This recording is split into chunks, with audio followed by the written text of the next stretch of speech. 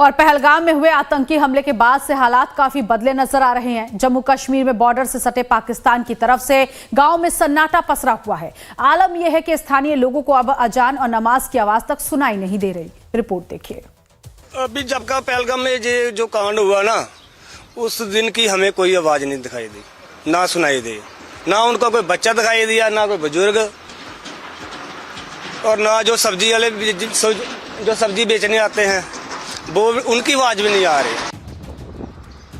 जम्मू में अंतर्राष्ट्रीय सीमा के पार पाकिस्तान के गांवों में अचानक सन्नाटा छा गया है।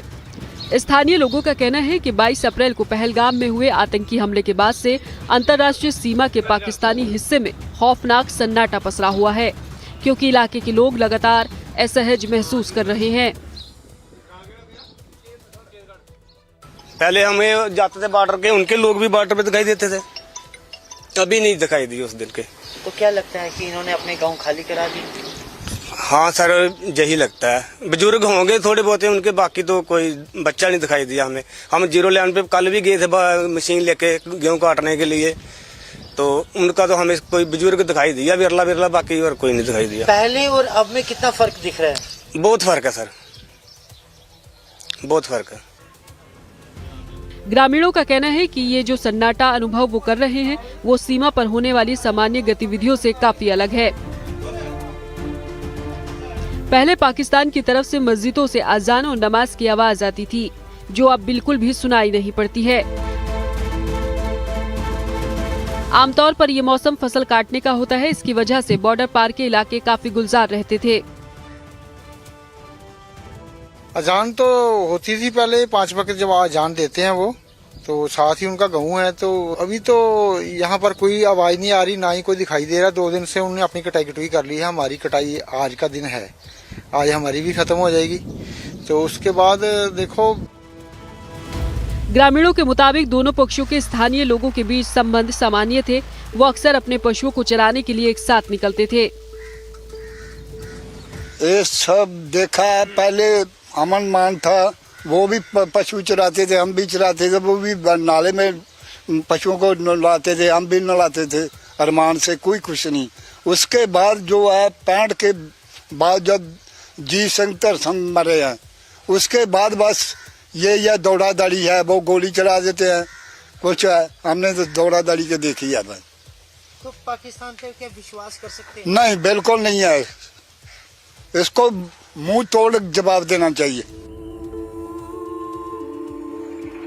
पहलगाम आतंकी हमले के बाद से भारत और पाकिस्तान के बीच संबंधों में खटास आ गई है और सीमा के दूसरी तरफ खौफनाक सन्नाटे ने जम्मू में अंतर्राष्ट्रीय सीमा पर रहने वाले ग्रामीणों की बेचैनी को और ज्यादा बढ़ा दिया है।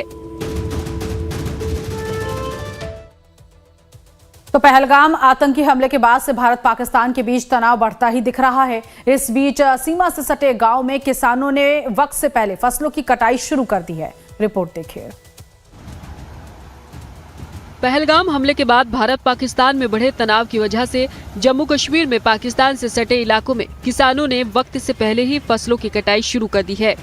अखनूर के पास छंब सेक्टर के एक गांव में किसानों ने अपनी गेहूं की तैयार फसल को काटना शुरू कर दिया है। फसल काटने का एक ही यही बड़ा कारण है कि पहलगाम में उग्रवादियों ने एक बहुत बड़ा कांड किया है। उसको खतरे को देखते हुए हम लोग कच्ची फसल, ये देख लो, ये कच्ची फसल है, हम 4-5 दिन का भी फर्क है, फिर भी काट रहे हैं, क्योंकि पाकिस्तान कभी भी किसी भी समय फायर कर सकता है। क्योंकि वो डरा हुआ है, तो डरा हुआ आदमी जल्दी फायर कर देता है उससे, क्योंकि उससे हो जाता है कणकों को कहीं आग लग जाए, उसको बचाने के लिए हम पहले कच्ची फसल ही काट रहे हैं। फसल इसलिए काट रहे हैं कि कोई पता नहीं है कि पाकिस्तान कब कुछ भी कर सकता है, क्योंकि बुखलाया हुआ है। कभी जिसने कायरना हरकत की है उधर पहलगाम में, तो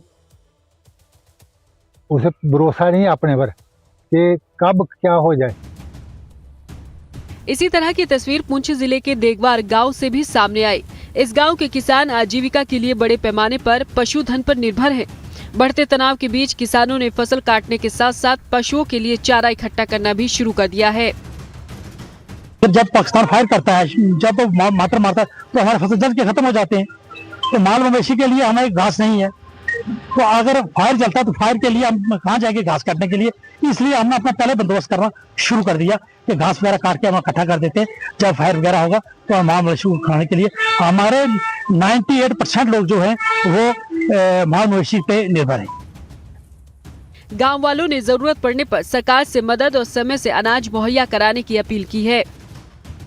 मैं ये निवेदन करूंगा कि राशन प्लस जो छोटे मोटे खाने पीने का सामान है वो जरूर दुकानों पे अवेलेबल होना चाहिए, स्टोर में होना चाहिए। जो हम लोग जब कहीं स्टार्ट होता है तो जब 10 मिनट या 15 मिनट हमें तो मिलते हैं। पहलगाम आतंकी हमले में निर्दोष पर्यटकों की हत्या के बाद भारत पाकिस्तान में तनाव काफी बढ़ गया है। इसे देखते हुए गांव वालों ने आपातकालीन हालात बनने से पहले ही अपनी तरफ से तैयारी शुरू कर दी है।